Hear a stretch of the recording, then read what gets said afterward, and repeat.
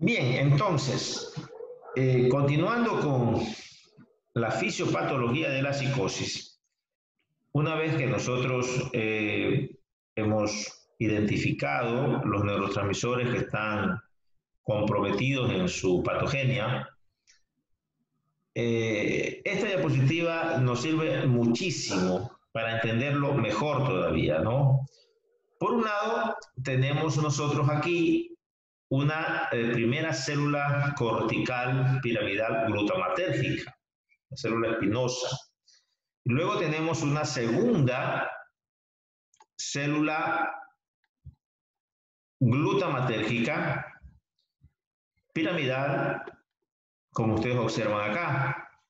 Y entre las dos células glutamatérgicas, una interneurona GABAérgica. Vean ustedes cómo hay un heteroreceptor glutamatérgico, un receptor N-metildeaspartato en la membrana celular de la célula GABAérgica, de la interneurona GABAérgica. Y a su vez, cómo existen heteroreceptores GABAérgicos en la membrana celular de la segunda célula piramidal glutamatérgica. Que la sinapsis de esta célula, nosotros sabemos de que es excitadora, ¿verdad? Terminan en esta representación en el área tegmental ventral del mesencéfalo, que nosotros sabemos es uno de los núcleos en donde se sintetiza y libera dopamina. De hecho, las proyecciones sinápticas del área tegmental ventral se hacen al sistema límbico, particularmente al núcleo accumbens, en la famosa vía mesolímbica o mesoaccumbens. Pero también se hace a la vía mesocortical, ¿no? En la famosa vía dopaminérgica mesocortical. Pero se entiende evidentemente que cuando esta segunda célula glutamatérgica libera glutamato, esto provoca liberación de dopamina en el circuito mesolímbico. Pero miren ustedes cómo es la regulación, ¿verdad? Cuando el organismo necesita dopamina, pues evidentemente esta célula liberará glutamato para que a su vez se libere dopamina. Si no se necesita, esta célula será frenada por la liberación GABAérgica.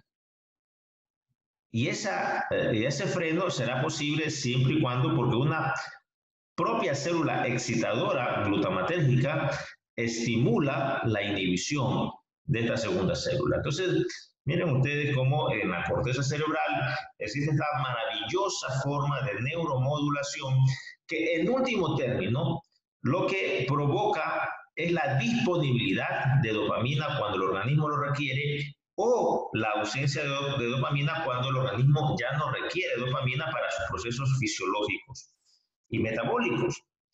Sin embargo, si nosotros estamos viendo la fisiopatología de la psicosis, encontraremos en primer lugar lo que dice aquí una hiperactividad glutamatérgica y en consecuencia una hiperestimulación de las neuronas dopaminérgicas de la vía mesolímbica y en consecuencia, por supuesto, un aumento de las concentraciones de dopamina en esta vía y esto será igual pues a alucinaciones y delirios, los denominados síntomas patognomónicos de la psicosis o síntomas positivos de la psicosis.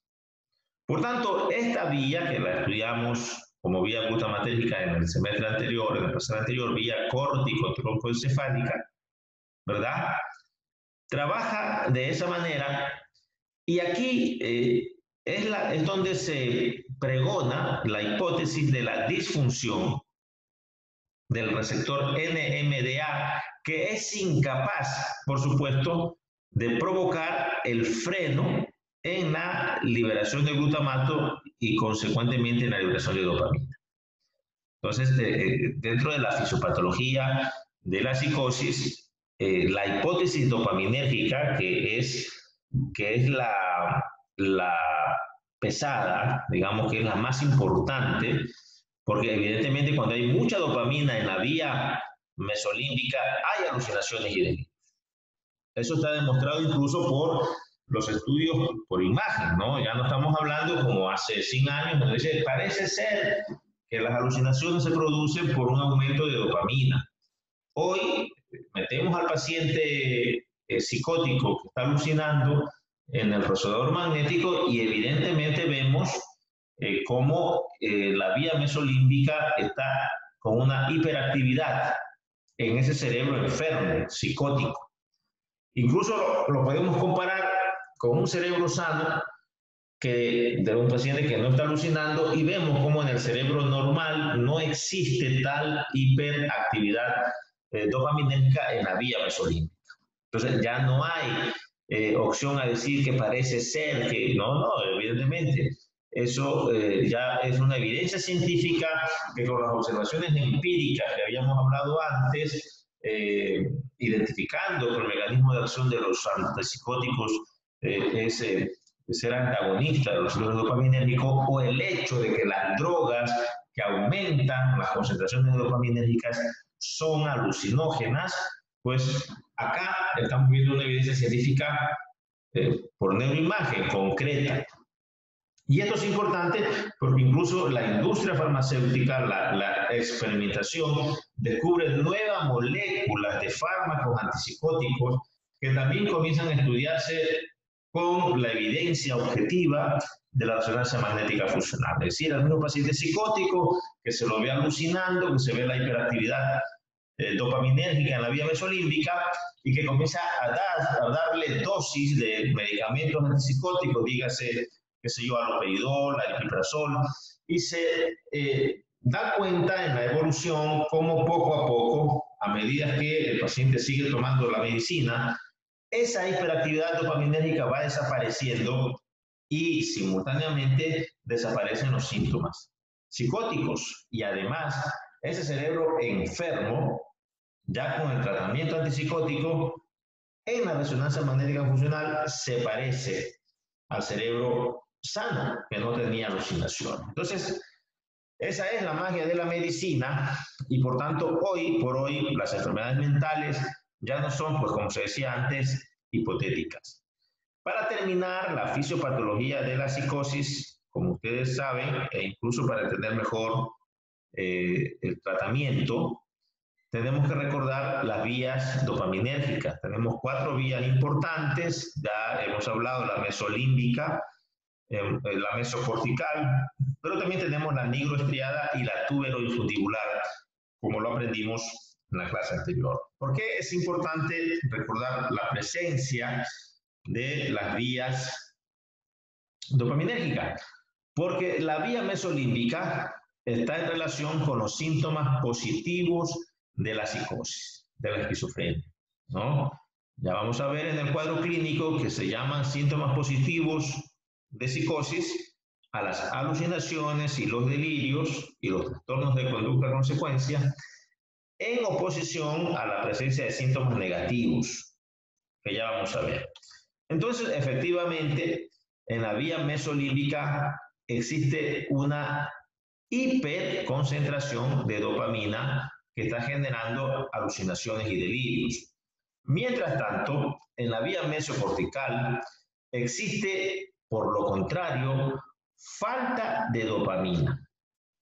Es decir, las concentraciones de dopamina en la vía mesocortical están por debajo de las constantes fisiológicas y eso provoca la presencia de la sintomatología negativa, que veremos nosotros luego que estudiaremos el cuadro clínico cuáles son los síntomas negativos de la esquizofrenia, de los delirios. Efectivamente,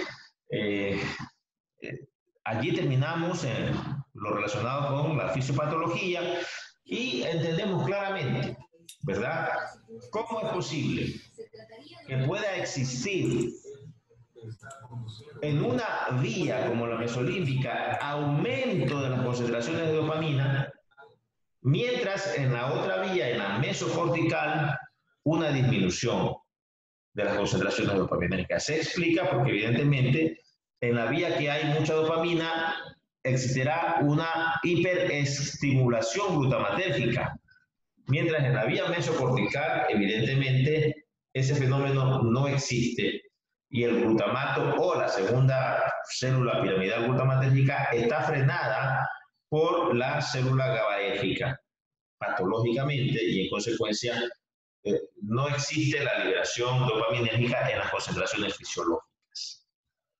Con eso entonces cerramos lo relacionado a la fisiopatología y entramos a las manifestaciones clínicas. El cuadro clínico de la psicosis es sumamente sencillo, En primer lugar, todas las patologías psiquiátricas importantes tienen como constante sintomatología en los instintos, es decir, hay alteraciones del sueño y también del apetito. ¿Sí? Puede haber insomnio, o puede haber hipersomnia, o puede haber anorexia, o puede haber hiperfagia. ¿Sí? O sea, en términos generales, todos los cuadros clínicos que vamos a estudiar tienen alteraciones del sueño y del apetito. Pero los síntomas patognomónicos de psicosis son las ideas delirantes y las alucinaciones. Se lo conoce como síntomas positivos. Ya sabemos nosotros que estos dos síntomas sacan de la realidad al paciente y por tanto siempre tendremos un comportamiento desorganizado, un comportamiento contaminado por la sintomatología psicótica. Entonces los trastornos de conducta son otro de los criterios clínicos para diagnosticar psicosis. Y luego tenemos los denominados síntomas negativos. Los síntomas negativos de la psicosis, particularmente de la esquizofrenia, ya sabemos que se producen por una ausencia de dopamina en la vía mesocortical y por tanto habrán síntomas afectivos como el aplanamiento o embotamiento afectivo, la alogia, que es la pobreza de pensamiento, las dificultades cognitivas, las dificultades para razonar, para analizar las situaciones, la abulia, que es la falta de voluntad, y finalmente el déficit social. ¿Sí? Los pacientes psicóticos con los síntomas negativos tienen mucha dificultad para interaccionar en la sociedad, para interactuar con las personas. Entonces son gente aisladas, introvertidas, calladas, etcétera, etcétera. Un último síntoma del síndrome psicótico son los trastornos del lenguaje, porque por supuesto si tenemos pensamiento contaminado, pensamiento delirante, tendremos un trastorno del lenguaje, ¿no? Un lenguaje desorganizado, incoherente, descarrilamiento, es muy polimorfo, pero los trastornos del lenguaje también entran dentro del síndrome psicótico. Un paciente psicótico puede tener alucinaciones visuales, también alucinaciones auditivas y simultáneamente alucinaciones sensoperceptivas u olfatorias. Ello llevaría entonces al establecimiento de un síndrome alucinatorio. Asimismo, un paciente que tiene un síndrome delirante, si tiene una idea delirante, esta podrá ser una idea delirante paranoica, de persecución, de daño, pero puede coexistir un síndrome delirante polimorfo, es decir, también muchas formas o tipos de idea delirante, ¿no? Puede haber ideas delirantes de culpa, de ruina, de persecución, de grandeza, como el expresidente Correa, o celotípicas. En fin. Y por último, en algunos tipos de psicosis, particularmente en algunas formas de esquizofrenia, pueden estar ausentes los síntomas positivos, los síntomas psicóticos, alucinatorios y delirantes, y caracterizarse solamente por un síndrome negativo, es decir, pacientes con trastornos afectivos en relación al aplanamiento, de las dificultades para responder emocionalmente a los estímulos del medio, es decir, el paciente que tiene que alegrarse por un estímulo que debe alegrarse, pues no se alegre ni tampoco se inmuta por un estímulo que debe causarle tristeza. Alogia, pobreza del pensamiento, dificultades cognitivas, es decir, trastornos a la hora de razonar, de tomar decisiones, de analizar situaciones. Y por ejemplo también la abulia, es decir, esta falta de voluntad, ni siquiera tienen, digamos, voluntad para asearse, para arreglarse, para vestirse bien. Y los pacientes psiquiátricos psicóticos pues realmente llaman la atención porque están con un aspecto deteriorado. El déficit social que lo hablamos, caracterizado por la dificultad para la integración personal. Es decir, Puede existir en ausencia de alucinaciones y delirios, pues trastornos o una psicosis con predominio de síntomas negativos. Y así andan entonces los pacientes psicóticos por las calles de la ciudad. Avanzando, cuando se estudia la psicosis, es importantísimo que el futuro médico sepa lo relacionado con los factores pronósticos de la psicosis. Es decir, hay algunas características del episodio psicótico, sobre todo del primer episodio psicótico. Nadie está exento de sufrir alguna vez un episodio psicótico, que nos permite a nosotros predecir si ese episodio psicótico puede terminar en una esquizofrenia y, por supuesto, una enfermedad discapacitante. Nadie quiere tener un paciente esquizofrénico en la familia, obviamente. Entonces, uno de los factores pronósticos es la edad. Los estudios demuestran que si un primer episodio psicótico ocurre después de los 45 años, casi nunca termina en esquizofrenia. Mientras si ocurre en la adolescencia o incluso en la infancia, la posibilidad de que se desarrolle una psicosis crónica y una esquizofrenia es mayor. Los pacientes que reciben tratamiento inmediato generalmente tienen buen pronóstico, versus aquellos pacientes que cuando desarrollan el primer episodio psicótico, el padre considera que pues, es una brujería y lo lleva a esperar otro día para llevarlo al brujo, y resulta que el brujo está ocupado ese día, pasan 3 días, recién lo atiende. Tantos fenómenos sociales que hay en esto, pero el estigma de ir al psiquiatra, de no reconocer que es una enfermedad mental, en fin. Nosotros hemos tenido pacientes que hasta la familia los amarra para que no pues quemen la casa, que es lo que ellos quieren, porque las alucinaciones le dicen que la casa está llena de pecado y que hay que quemarla. Entonces, imagínense los trastornos de conducta consecuencia.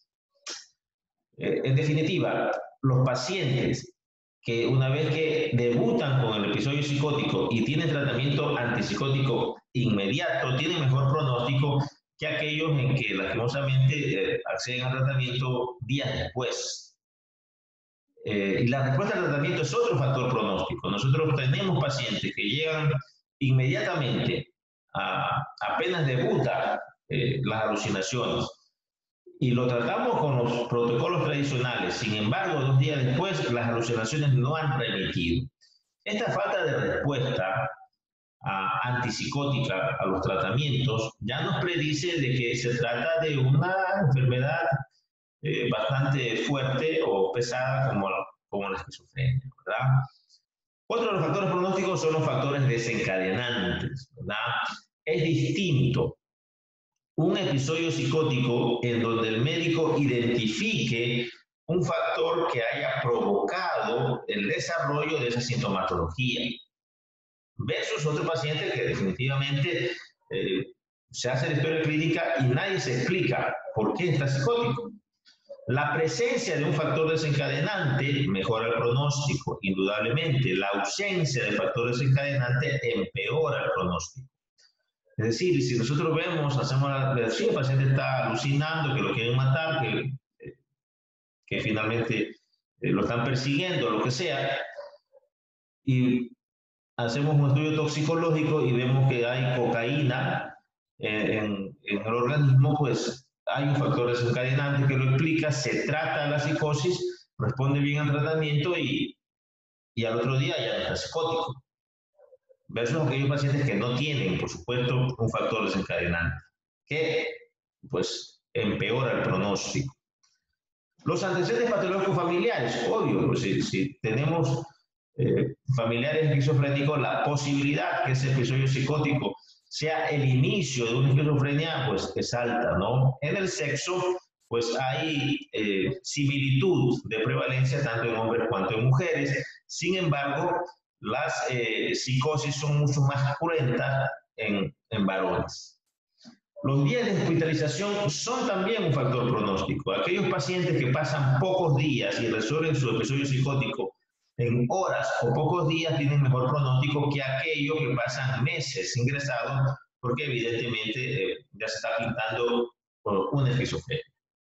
Y por último tenemos el funcionamiento premórbido. Tenemos un paciente que tiene un perfil desde la escuela, en donde tenía dificultades de aprendizaje, en donde tenía problemas de socialización, aislado, introvertido, poca capacidad de ser amigo, o sea, déficit social. Ese perfil de funcionamiento premórbido esquizoide, pues evidentemente tiene mal pronóstico versus otra paciente que pues, ha sido muy sociable, activo, normal y que pues realiza un primer episodio psicótico. Entonces, jóvenes, son interesantes los factores pronósticos porque cuando hagamos la rural, pues nosotros ya podemos con esto decirle a la familia, no, quédense tranquilo, esto va a pasar. O lo contrario, ¿no? Por favor, preocúpense, deben a un especialista porque parece ser que es una enfermedad crónica. Luego, para terminar la clase, tenemos que entrar nosotros a trabajar el diagnóstico diferencial. Es decir, tenemos un episodio psicótico fácilmente diagnosticado porque el paciente tiene alucinaciones y delirios. Ese episodio psicótico será un trastorno esquizofreniforme, será una psicosis reactiva, el diagnóstico final será un episodio psicótico breve o será un trastorno esquizoafectivo. O por último, se trataría de un trastorno de ideas delirantes persistentes. O simplemente sería un trastorno de personalidad con perfil psicótico, como el trastorno esquizoide, esquizotípico o paranoide de la personalidad. O por último, será una esquizofrenia. Entonces, eso es lo que nosotros vamos más o menos a intentar enseñarles a ustedes el diagnóstico diferencial de la psicosis a través de este algoritmo. En primer lugar, tenemos que establecer si la clínica del paciente es eminentemente psicótica, ¿sí? Exclusivamente y puramente psicótica. Ya la conocemos, es decir, si hay alucinaciones, si hay delirios, trastorno de conducta consecuencia, lenguaje desorganizado, síntomas negativos, alteraciones del sueño y del apetito. Si vemos que es un episodio psicótico puro, pues será cualquiera de estas, tenemos que seguir con el algoritmo. Pero si hay la presencia de sintomatología de otro trastorno, por ejemplo, afectivos, si vemos un paciente que está deprimido y tiene alucinaciones, evidentemente será otra cosa y no será un trastorno del espectro psicótico. Entonces, lo primero que tenemos que ver, si tenemos un paciente con psicosis, es si se trata de un primer episodio psicótico o si se trata de episodios psicóticos recurrentes, ¿sí? Si ya tiene antecedentes de psicosis previamente. Tenemos entonces a continuación que valorar los factores pronósticos como lo hemos trabajado y tenemos que identificar si se trata o no de un paciente que no tiene alucinaciones, que no tiene síntomas negativos, pero que su único síntoma es un trastorno delirante. El paciente dice que es Jesucristo. Entonces, allí podemos llegar fácilmente ya al diagnóstico de una de las categorías diagnósticas que vimos, que es el trastorno de ideas delirantes persistente. Si no hay ninguna otra sintomatología, solamente hay una idea delirante, pues el diagnóstico será un trastorno de ideas delirantes persistentes. Si nosotros tenemos un primer episodio psicótico, tenemos que identificar si existe una causa aparente o si no existe la causa aparente. Si existe una causa aparente, el paciente ha fumado marihuana previamente, pues esas alucinaciones y delirios durarán horas, nunca días. De hecho, la psicosis reactiva para diagnosticarse como tal es que los síntomas no sean de horas y no sean de días, ¿verdad? Otro de los parámetros para poder llegar bien al diagnóstico de cualquiera de las enfermedades psicóticas no solamente es el hecho de identificar la presencia de otros síntomas, de valorar los factores pronósticos, de ver si tiene un cuadro eminentemente florido, es decir, no solamente síntomas positivos, sino también síntomas negativos. Y dentro de ellos, evidentemente, sí tiene o no, ¿verdad? Ideas delirantes, exclusivas, solas. En ese sentido, entonces, valorando todo esto, el parámetro más importante para llegar al diagnóstico diferencial es el tiempo de los síntomas jóvenes. A esto hay que ponerle mucha atención. Si el paciente tiene síntomas psicóticos que han durado menos de 24 horas, será una psicosis reactiva por seguridad, con causa aparente casi siempre. Pero si el paciente tiene síntomas psicóticos de más de un día, pero menos de un mes, el diagnóstico cambia a episodio psicótico breve. Si el paciente tiene síntomas psicóticos de más de un mes, pero menos de 6 meses, el diagnóstico final será un trastorno esquizofreniforme. Y así debemos apuntar en la historia clínica o en el examen cuando evaluemos. Y finalmente, si el paciente tiene más de 6 meses de sintomatología psicótica, el diagnóstico será, por fin, el de una esquizofrenia. Entonces, con este algoritmo diagnóstico, ustedes tranquilamente llegan a establecer cuál es el diagnóstico del paciente de cualquiera de estos diagnósticos del espectro psicótico, siendo el más importante la esquizofrenia, que ya vemos que como característica general no se puede diagnosticar esquizofrenia si la sintomatología del paciente no es mayor a 6 meses.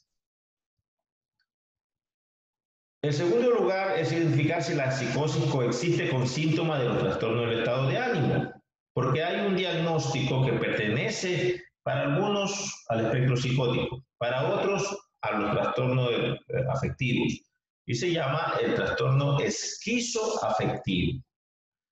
La diferencia es que en el trastorno esquizoafectivo los síntomas psicóticos no son categóricos. Es decir, hay alucinaciones, pero el paciente discrimina que son falsas, que son producto de su imaginación, no influyen en su conducta, es decir, son síntomas subsindrómicos. Pero, evidentemente, en los trastornos esquizoafectivos, el humor depresivo puede ser que tenga mucho mayor importancia.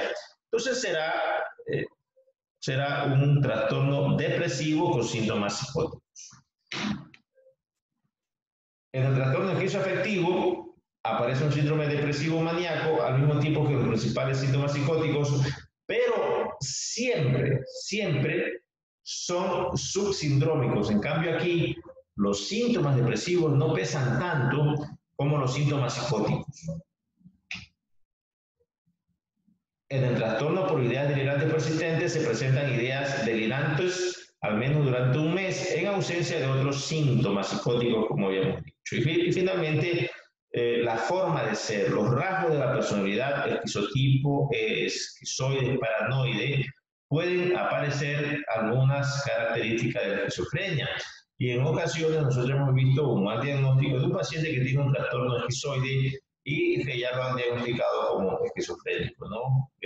Pues realmente estos son casos excepcionales. El médico general lo que tiene que hacer es, pues, evidentemente, derivar a la especialidad, al hospital psiquiátrico o al especialista dentro del hospital para que efectivamente pues haga cargo del caso. Bien, jóvenes, entonces en estos minutos que nos faltan quiero traerles a colación más o menos cómo será el examen, ¿sí? Nosotros tendremos primeramente seguro un caso clínico y luego vamos a tener una primera pregunta en donde dice que tenemos que con estos datos llegar al diagnóstico que a su juicio presenta el caso descrito.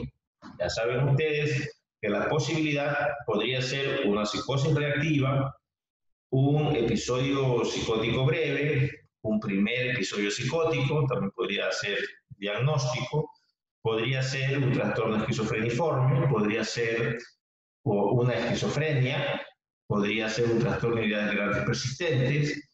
En el espectro psicótico también podría tratarse de un trastorno esquizoafectivo.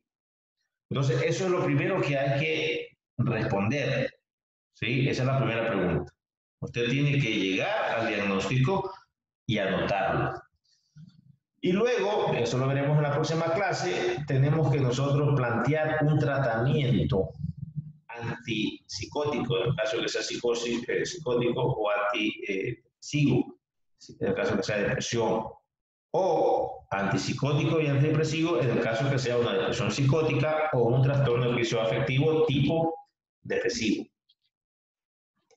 Y vean ustedes la tercera pregunta: fundamente en base al mecanismo de acción del fármaco que usted escogió en esta segunda pregunta, ¿por qué utiliza usted eso? Entonces usted dice, porque tiene alucinaciones y el paciente, y le doy olanzapina porque olanzapina bloquea los receptores dopamínicos y de esa manera pues va a tener la respuesta antipsicótica.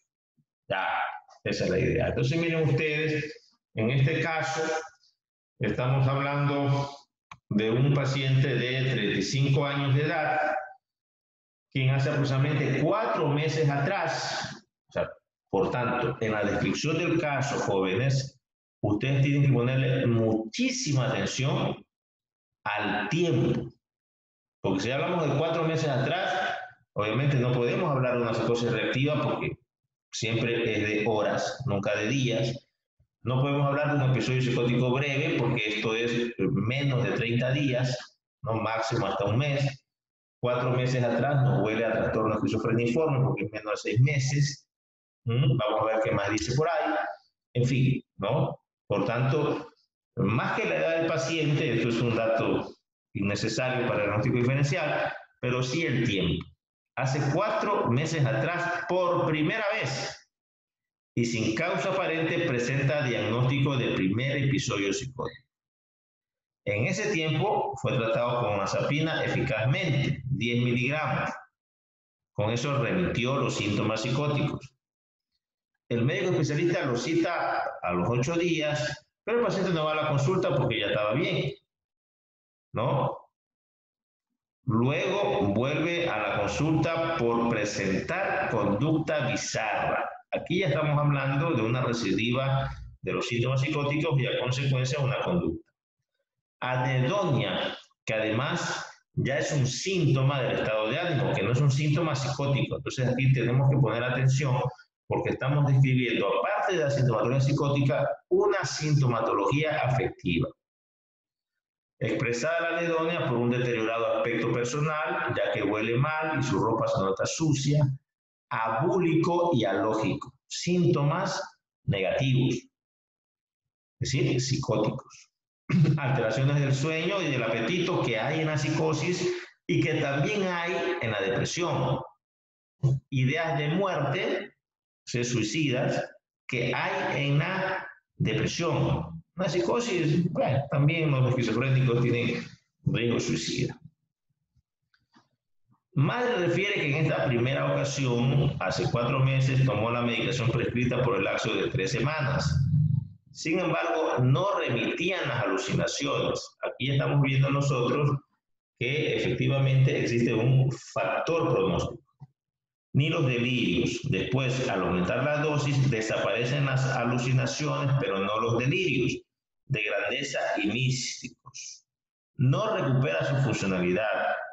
Es sorprendido manipulando veneno para ratas y manifiesta intención suicida. Definitivamente hay síntomas psicóticos y síntomas depresivos.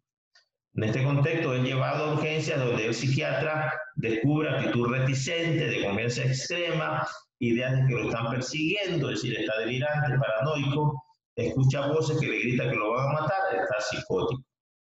El toxicológico descarta uso de drogas, la investigación identifica un tío abuelo paterno con diagnóstico de trastorno bipolar. Aquí nosotros tenemos síntomas psicóticos que pesan, síntomas depresivos que también pesan bastante. Entonces, evidentemente hay un trastorno esquizo